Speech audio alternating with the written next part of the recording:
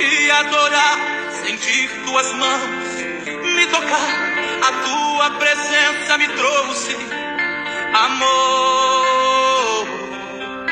Pai, que o seu nome seja reconhecido como santo. Venha o seu reino. Dá-nos cada dia o alimento que precisamos. Perdoa-nos os nossos pecados, assim como perdoamos aos que nos têm ofendido. E não nos deixe cair em tentação. Amém. Sejam bem-vindos. Vamos aprender ouvindo e acompanhando a palavra do Deus Altíssimo, que é o Filho amado, o nosso Senhor. Em Apocalipse 19 versos 12 a 13 fala que ele se chama a Palavra de Deus. Estarei colocando vídeos com as notas abertas. Por favor, pause o vídeo para ler as notas. Estou utilizando a versão Bíblia Livre para Todos. Eu pretendo colocar capítulo a capítulo de Mateus até Judas. Eu lhes digo que isto é verdade. Qualquer um que não entre pela porta do curral das ovelhas, mas sobe por outro lugar, é um ladrão e bandido. Aquele que entra pela porta é o pastor das ovelhas. O porteiro abre a porta para ele, e as ovelhas respondem ao comando de sua voz. Ele chama suas ovelhas por seus nomes, e as leva para fora do curral. Após trazer o rebanho para fora, ele caminha na frente das ovelhas, e elas o seguem, porque reconhecem a sua voz. Elas não seguirão o comando de estranhos. Na verdade, elas fugiriam de um estranho, pois não reconhecem a voz de estranhos. Quando Jesus contou essa história como exemplo, as pessoas que o escutavam não entenderam o que ele quis dizer. Então, Jesus explicou novamente: eu lhes digo que isto é verdade. Eu sou a porta do curral. Todos aqueles que vieram antes de mim eram ladrões e bandidos, mas as ovelhas não lhes deram atenção. Eu sou a porta. Todos aqueles que entram por mim serão curados. Eles serão capazes de entrar e sair, e encontrarão o alimento que precisam. O ladrão vem apenas para roubar, matar e destruir.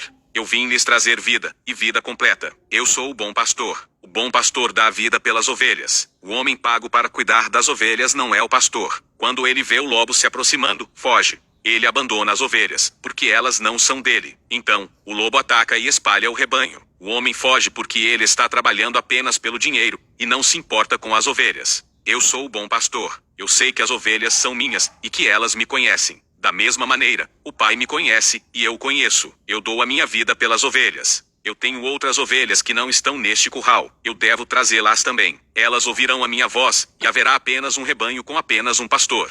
É por isso que o Pai me ama, pois eu dou a minha vida para recebê-la de novo. Ninguém a tira de mim. Pelo contrário, eu a entrego de maneira espontânea. Eu tenho o direito de dar a minha vida, e de recebê-la novamente. Isso é o que meu Pai me mandou fazer. Os judeus ficaram novamente divididos em relação ao que pensavam sobre o que Jesus tinha acabado de dizer. Muitos deles diziam: ele está possuído pelo demônio. Ele é louco. Por que vocês estão escutando o que ele diz? Mas outros diziam: estas não são palavras ditas por alguém possuído pelo demônio. Além disso, um demônio não consegue curar os olhos de um cego. Era inverno, e estavam comemorando, em Jerusalém, a festa da dedicação. Jesus estava andando no templo, próximo a uma entrada conhecida como Alpendre de Salomão. Os judeus o cercaram e perguntaram: por quanto tempo você nos manterá em dúvida? Se você é realmente o Messias, então, nos diga claramente. Jesus respondeu: eu já lhes disse, mas vocês não acreditaram. Os milagres que eu faço em nome do meu Pai provam quem eu sou. Vocês não creem em mim porque não são minhas ovelhas. As minhas ovelhas reconhecem a minha voz. Eu as conheço e elas me seguem. Eu dou para elas a vida eterna. Elas nunca morrerão, e ninguém poderá tomá-las de mim.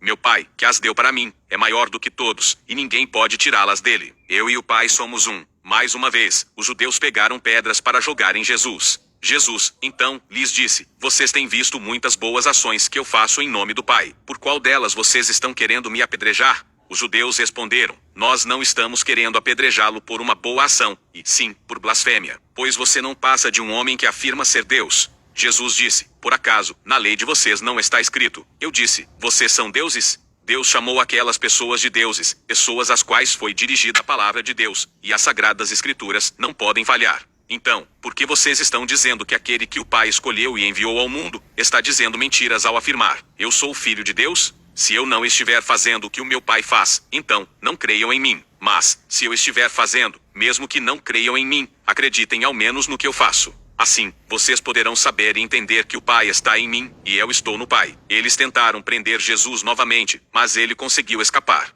Ele voltou, atravessando o rio Jordão até o local em que João tinha começado a batizar, e lá ficou. Muitas pessoas foram até onde ele estava e diziam: João não fez milagres, mas tudo o que ele disse sobre Jesus é verdade. Muitos dos que foram ver Jesus creram nele. João capítulo 10.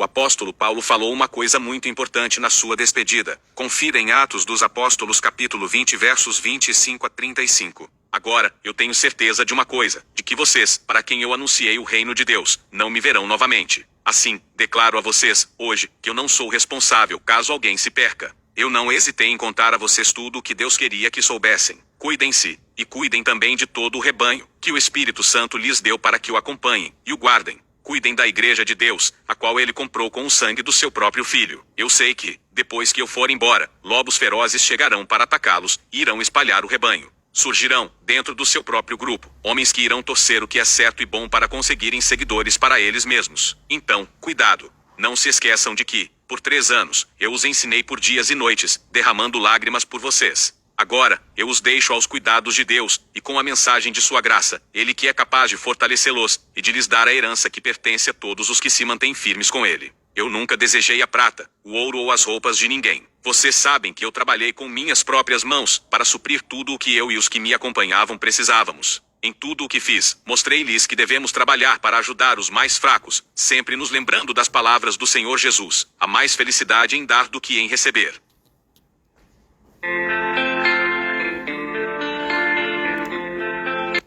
Yahvé, Deus Altíssimo, no poder da tua palavra, seu Filho amado, o nosso Senhor, nos abençoa e nos guarda, nos ilumina e nos guia por um bom caminho.